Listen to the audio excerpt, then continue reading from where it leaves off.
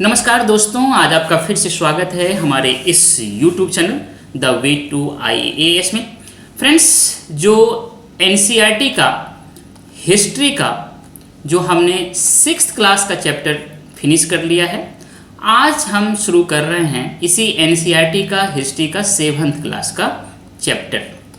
Friends, इस book का नाम है social science our past part 2, text book in history for class 7। Friends, इसमें टोटल 8 चैप्टर को कवर किया गया है, जिसमें पहला चैप्टर है उसका नाम है इंट्रोडक्शन, जिसमें कहता है कि ट्रेसिंग चेंज थ्रू 1000 ईयर्स। दूसरा चैप्टर किंग एंड किंगडम्स की बात किया गया है। एंड तीसरा Delhi 12th to 15th century के बीच में जो दिल्ली था उसका जो डेवलपमेंट है, इसकी बात इस चैप्टर में किया गया है। चौथा chapter the Mughals 16th to 17th century, अर्थात इस पीरियड, इस फेज में जो दिल्ली में और भारत में, इंडिया में जो डेवलपमेंट हुआ है इस मुगल पीरियड में, इसकी बात किया जाएगा। Fifth chapter tribes, nomads and settled communities, मतलब जो सेटल्ड कम्युनिटीज है, जो नोमेड्स है और ट्राइब्स है, इसके बारे में उस समय जो ये लोग थे इनके बारे में हम इस 5th चैप्टर में पढ़ेंगे। अगला है 6th चैप्टर में डिवोशनल पाथ टू डिवाइन। ये बहुत इंपॉर्टेंट चैप्टर है for the point of view of culture. इसको हम इस चैप्टर में हम अच्छी तरह से समझेंगे, जानेंगे। जो 7th चैप्टर है वह कहता है मेकिंग ऑफ रीजनल कल्चर। याद रखिएगा, आजकल जो सवाल आ रहे हैं वो रीजनल कल्चर से बहुत ज़्यादा आ रहे हैं, इसको भी बहुत अच्छी तरह से हम जानेंगे, समझेंगे। And the last chapter is 18th century political formation. Very important chapter है। 18th सेंचुरी को लेकर के बहुत ही हिस्टोरिकल डिबेट है। 18th century as a dark phase और नॉट, तो कैसे नहीं है, इस पर हम लोग एम्फेसाइज करेंगे और उसके बारे में बहुत सारी चीज़ों को इसमें हम लोग फाइंड आउट करेंगे। फ्रेंड्स, कहते हैं कि ईच चैप्टर, प्रत्येक चैप्टर, जो अभी हमने 8 चैप्टर की बात किया है, तो each chapter divided into sections. Basically इससे पहले जो हम 6 क्लास का NCERT की बात किए थे उसमें हमने हेडिंग और सब हेडिंग की बात किया था। ये जो 8 चैप्टर है, इसमें हर चैप्टर का एक हेडिंग है, नाम है। उस हेडिंग के नीचे में, उस हेडिंग के अंदर बहुत सारे सब हेडिंग है। इसी सब हेडिंग को यहाँ पे सेक्शंस कहा गया है। क्लियर? कहता है read, discuss and understand each section before proceeding the next. कैसे? एक एग्जाम्पल समझते हैं। ये जो चैप्टर नंबर 1 है, जिसका हेडिंग है introduction tracing change through 1000 years, इस चैप्टर में, इस हेडिंग में बहुत सारे सब हेडिंग है या बहुत सारे सेक्शंस हैं। NCERT के लिखने वाले ये हमें इंस्ट्रक्शंस दे रहे हैं कि हर चैप्टर में जो ये सेक्शंस हैं, आप एक सेक्शंस को पढ़ने के बाद उस चैप्टर के अंदर, उस सेक्शंस के अंदर जितनी भी बात है उनको जब आप रीड कर लें, डिस्कस कर लें, अंडरस्टैंड कर लें, एंड देन फिर आप दूसरे सेक्शंस पे जाएं, दूसरे सब हेडिंग पे जाएं। फिर इसी तरह से इसके अंदर जितनी भी बात लिखी गई है उसको अच्छी तरह से जब आप अंडरस्टैंड कर लेते हैं, रीड कर लेते हैं, डिस्कस कर लेते हैं, एंड देन तब आप इस पे शिफ्ट कीजिए। इस तरह से इनका कहना है कि हर सेक्शंस और जो सब हेडिंग है उसके अंतर्गत जितनी भी बात लिखी हुई है उसको पढ़ें, डिस्कस करें, अंडरस्टैंड करें, एंड देन नेक्स्ट जो सेक्शन है उस पर शिफ्ट करें। इस तरह से अगर आप पढ़ेंगे तो आप इस प्रोसेस को बहुत ही इंजॉय करेंगे। आगे इसमें कहता है look out for the following in each chapter. प्रत्येक चैप्टर में ये सारे जो है बॉक्स दिए हुए हैं, इसको देखिए, समझिए।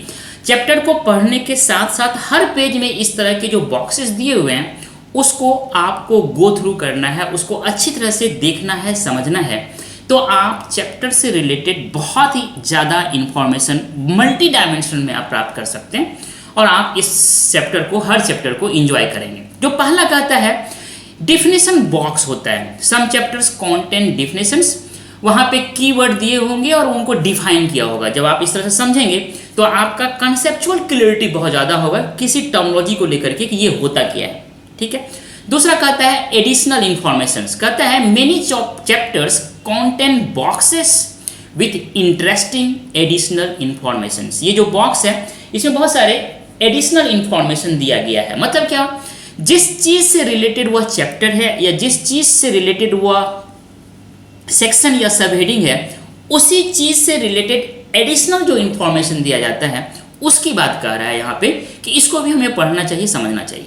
जो तीसरा पॉइंट है, कहता है सोर्सेस बॉक्स। क्या होता है कि जो हिस्टोरियंस जिस सोर्स को पढ़ करके हिस्ट्री लिखते हैं, उस सोर्स को ही आपके सामने इस बॉक्स में दिया जाता है, प्रेजेंट किया जाता है। तो आपको एक तरह से ट्रस्ट होगा कि जो हम पढ़ रहे हैं उसका ओरिजिनल सोर्स ये है, इसी के आधार पे हिस्टोरियन ने जो फैक्ट्स एंड फिगर्स को डिराइव किया है वो लिखा गया है। तो आपको क्या होगा कि जो आप पढ़ रहे हैं उसकी ऑथेंटिसिटी आपका लिए बढ़ जाएगा। इट्स वेरी इंपॉर्टेंट, हिस्ट्री के लिए बहुत जरूरी है ये बात।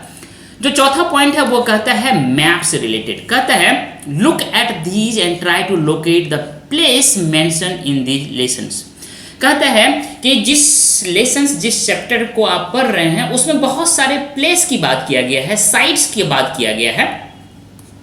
आप इस मैप को देखिए और जिस जिस प्लेस और साइट्स के बारे में बात किया गया है उसको लोकेट कीजिए, तो आपको हिस्ट्री पढ़ना बहुत ही इंटरेस्टिंग हो जाएगा। जो पांचवा पॉइंट है बोलता है क्वेश्चन से रिलेटेड। हाँ, कहता है each chapter are intent questions, each chapter had intent questions and activities that are highlighted, spend some time discussing these as you go along. कहता है जैसे जैसे आप पढ़ते पढ़ते आगे बढ़ रहे हैं, बीच बीच में जो क्वेश्चंस दिए हुए हैं इसको पढ़िए, इस क्वेश्चंस एंड एक्टिविटीज को कीजिए, ताकि आपका और ज़्यादा डेप्थ में उस चीज़ से रिलेटेड नॉलेज बढ़े। ये जो पॉइंट है सिक्स्थ, इट्स वेरी इंपॉर्टेंट। कहता है इमेजिंग से रिलेटेड। कहता है and there is a small sections title imaging. ये इमेजिंग से रिलेटेड जो हर चैप्टर में सेक्शन दिया हुआ है इसको पढ़िए।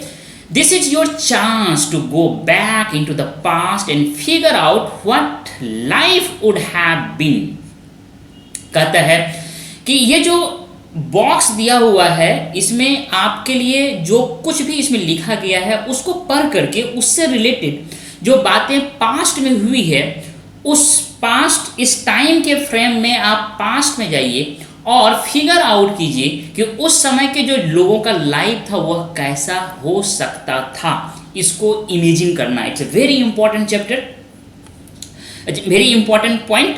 आगे अगर हम बात करें तो की वर्ड से रिलेटेड है। कहता है कि बहुत सारे की वर्ड्स दिए हुए होते हैं बॉक्स में, उसको आपको देखना है। कहता है ये की वर्ड क्या होता है। कहता है कि ये आपको रिमाइंड करता है important ideas and theme introduce in the lessons. It's very important point कि मैं आपको बताता हूं कि कीवर्ड आपको चैप्टर पढ़ने से पहले ही पता होना चाहिए, और जब चैप्टर पढ़ लेते हैं तो फिर जब आप कीवर्ड को पढ़ते हैं तो जो इंपॉर्टेंट आइडियाज और थीम्स दिए हुए होते हैं उस चैप्टर में उसको आप रिकॉल कर लेते हैं। इससे आप पूरे चैप्टर को एक ओवरऑल रिवीजन मार लेते हैं। ठीक है, आगे बात करता है 8th पॉइंट में, you will also find different kind of activities listed at the end of each chapter, जैसे let's recall, let's discuss, let's do and let's understand। इस तरह से चैप्टर के लास्ट में बहुत सारे सवाल दिए रहते हैं, इसको आपको करना है,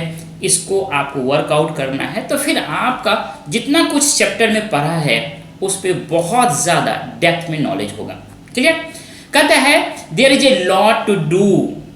हाँ, there is a lot to read, see, think about and do. ये 4 पॉइंट बोलता है। जब आप चैप्टर को पढ़ें तो उसको पढ़ें अच्छी तरह से, उसमें जितने भी चीज़ इलस्ट्रेशन के फॉर्म में दिया हुआ है, मैप या अगर फिगर के फॉर्म में दिया हुआ है, उसको अच्छी तरह से गौर से देखें, ऑब्जर्व करें, लर्न करने की कोशिश करें।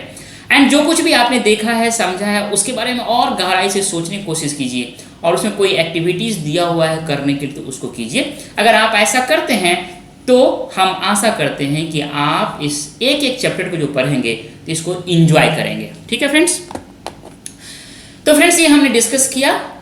अगला वीडियो में हम डिस्कस करेंगे पहला chapter introduction, tracing change through 1000 years. Basically इसमें हम 700 AD से लेकर के 1750 AD की बात करेंगे।